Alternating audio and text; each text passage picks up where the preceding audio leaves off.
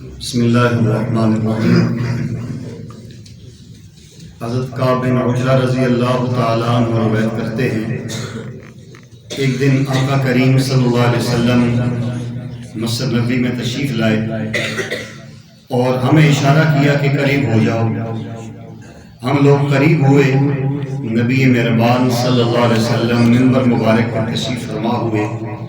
آپ نے منبر مبارک کے پہلے درجے پر پاؤں رکھا تو آمین فرمایا،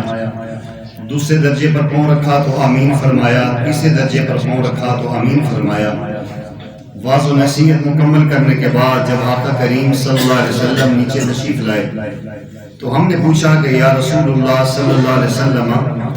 آج ایک نئی چیز ہم نے دیکھی ہے کہ آپ جو منبر پہ جا رہے ہیں تو آمین آمین آمین فرما رہے ہیں، اس کے اندر راز کیا ہے، اس کا پس منظر کیا ہے؟ تو آقا کریم صلی اللہ علیہ وسلم نے فرمایا کہ میں جو ہی منبر پہ چڑھنے لگا تو سید الملائکہ جبرائیل میرے پاس آئے اور آ کر کہا کہ ہلاک ہو جائے وہ شخص، تباہ و برباد ہو جائے وہ شخص، اس کی ناک خاک آلود ہو جائے جو اپنی زندگی میں صحت و سلامتی کے ساتھ رمضان کا مہینہ پائے، اس میں عبادت کر کے اپنی بخشش نہ کروا سکے۔ تو میں نے اس پہ آمین کہا۔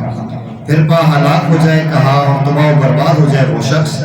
جس کے سامنے آپ صلی اللہ علیہ وسلم کا نام اس میں گرامی آئے اور آپ صلی اللہ علیہ وسلم پہ وہ درود نہ پڑے۔ تو فرمایا میں نے کہا آمین۔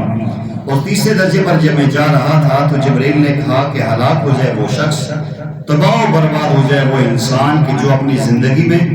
ماں باپ دونوں کو یا دونوں میں سے کسی ایک کو بڑھاپے کی حالت میں پائے اور ان کی خدمت کر کے اللہ جل جلالہ سے گناہ بخشوا کے جنت کا حقدار نہ ہو سکے۔ تو فرمایا میں نے آمین کہا۔ در منصور کی حدیث میں ہے کہ پیارے آقا فرماتے ہیں کہ مجھے جبرائیل نے خود کہا کہ آپ آمین کہیں، یعنی وہ مامور من اللہ تھے کہ اللہ تعالیٰ کے حکم سے کہا کہ آپ آمین کہیں۔ تو اندازہ لگائیے کہ جبرائیل کی بد دعا ویسے بھی خطرناک تھی، لیکن جب میرے اور آپ کے آقا کریم صلی اللہ علیہ وسلم نے اس پہ آمین کہہ دیا تو کیا ان تین اشخاص کی تباہی میں کوئی شک رہ سکتا ہے؟ میں اور آپ غور کر کے دیکھیں کہ رمضان شریف کا پہلا حشرہ ہم نے گزار دیا، اس 10 دنوں میں کیا ہم یہ اپنے آپ سے فیصلہ کر سکتے ہیں کہ ان 10 دنوں میں ہم نے اپنے آپ کو چھوا لیا؟ یا ہم اپنی زندگی پہ غور کر کے دیکھیں کہ ہمارے سامنے جب بھی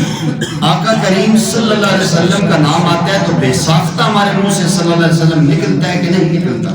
پیارے آقا فرماتے انتہائی بخیل ہے وہ انسان جس کے سامنے میرا نام آئے اور مجھ پہ درود نہ بھیجے۔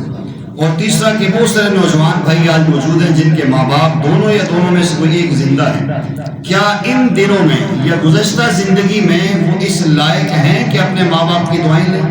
یا ماں باپ کا دل دکھا کے وہ دعائیں لے رہے ہیں؟ پیارے آقا کریم صلی اللہ علیہ وسلم نے فرمایا رضا ربی فی رضا الوالدی و سخط ربی فی سخط الوالدی، اللہ جل جلالہ کی رضا چاہتے ہو تو اپنے ماں باپ کی دینی امور میں اطاعت کر کے رضا لے لو، اور اللہ جل جلالہ کی ناراضگی دیکھنا چاہتے ہو تو ماں باپ کی ناراضگی اللہ کی ناراضگی ہے۔ تو میرے بھائیوں، دوستوں اور بزرگوں،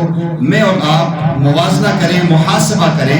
اس حدیث کو سامنے رکھتے ہوئے کہ ایسا تو نہیں کہ جبرائیل کی بد دعا میں لگ رہی ہے اور رسول اللہ صلی اللہ علیہ وسلم کی امین میں ہمیں توازن نہیں کر دیا۔ یہ میرے لیے بھی لمحہ فکری ہے اور آپ کے لیے بھی ہے۔ اللہ مجھے آپ کو اس حدیث کو سامنے رکھتے ہوئے اس کسوٹی اور معیار میں اپنے آپ کو رکھنے کی توفیق نصیب فرمائے۔